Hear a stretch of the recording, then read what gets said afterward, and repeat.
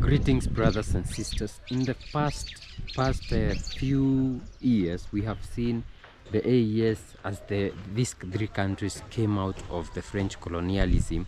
We saw them, trying to complain because one, they alleged that France is supporting terrorists in the Sahel, as well as last year we saw Ukraine even coming forward and saying they were part of supporting the jihadists, which killed some Malian soldiers as well as some, Russian soldiers supporting these people in Mali. And it's true that the AES went ahead and took this to the International Criminal Court, and they have not gotten any response or any positive development. Yeah. So the AES is hardening its stance and it's proposing to re-examine international penal cooperation. So the justice ministers gathered in Niger have reiterated the AES intention to seize the International Court of Justice against France and Ukraine for supporting terrorism. So this is what has been going on for the past few months, few years. The decision to refer the matter to the ICJ has been made by the justice ministers of the AES during the first meeting in Bamako in May, and Mohamed Tumba, the Nigerian Minister of State who chaired the second meeting in Niamey, welcomed the initiative to pursue Paris and Kiev at the international level. In Niamey, the Ministers of Justice also reiterated accusations against France 24, RFI and TV5 Monde for an editorial line that apologizes to terrorism and disinformation. French media outlets have been banned by the AES for their alleged support of terrorism and their pro-Western bias. Where in Mali we saw RFI and France 24 suspended in 2022 for espionage via drone images.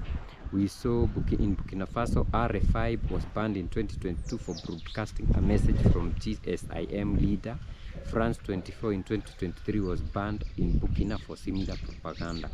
In Niger, we saw RFI and France 24 suspended in 2023, and Niger and Burkina Faso banned in 2024 the program called Married at First Sight in Canal Plus for stigmatizing African women and cultural incompatibility.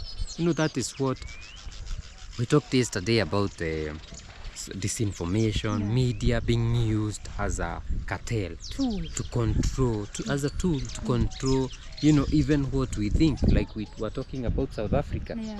Like right now, we are seeing that RFI, Niger and Burkina Faso banned in 24 that last year a program called Married at First Sight, which was stigmatizing African women and cultural incompatibility. But it's still those guys who come and tell us how we hate our women, how we don't have gender equity, how we blah blah a lot of things, how we see our women, I don't know, of sport. And they are the ones who are bringing the same programs to mess up with our heads. Exactly. Mess up our growing children and youth. So it's crazy, but I am so glad that these guys are now going to the International Court of Justice. The problem is, who owns these courts and will they get justice? But the good thing about these three countries is if we don't get justice here, they normally leave, like in ECOWAS. And the UN and the rest. Yeah. So UN, they left the ECOWAS. Also the UN, there's some point where they were trying to get a voice when they were sending one of their representatives, and they were chucked out, their voices, their opinions, their voices were not being allowed. At the time where the transition was really at its peak, they were really facing a lot of backlash, and at some point they were closed out from even speaking at the UN. So these guys, when you don't give them the attention that they need, they make up their own, kind of system that will work without you. France knows better. France is now begging, so on its knees, using any platform to ask these guys to come back, because these three do not joke, and that's why we always, no begging, no joking. So even for this one, if they feel like this is not helping us, they will take matters into their own hands, implement policies within their countries that will be closing out France, the airline. Even today, they are still begging to come back. France. France is still begging because they stand on the matter. I saw an article saying that France France is ready to come back to the But AES. the AES is not Niger, ready for it. but they found restrictions within the country. You see, so that's what happens. If you check them out, they're like, fine, we can do it better.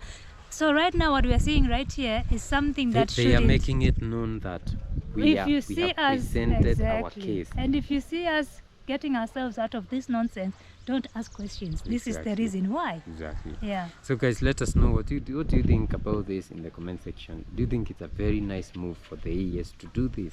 And if this is the move, what do you think they should do? Because these costs are known. I mean, we have seen even Palestine taking their cases there. Israel is still continuing with whatever. The UN is not doing anything.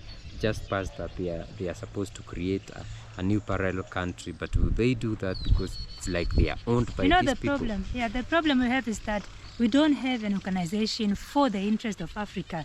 If the African Union was for the people, if the AU was for the African people, it would be the organization that represents each and every African country within such ICCs and all of these things. But because the AU also doesn't care, Burkina Faso, Mali and Niger will do whatever they want to do after this has not been taken and no feedback is being given to them. Yeah, so brothers and sisters, we thank you for continued support. And if you'd like to support us, we have Buy Me a Coffee link in the description. We have super thanks and super chats, and we have merchandise. We have a WhatsApp group which you should join by the way. Should be part of. Yeah, and we see you in the next video. Bye.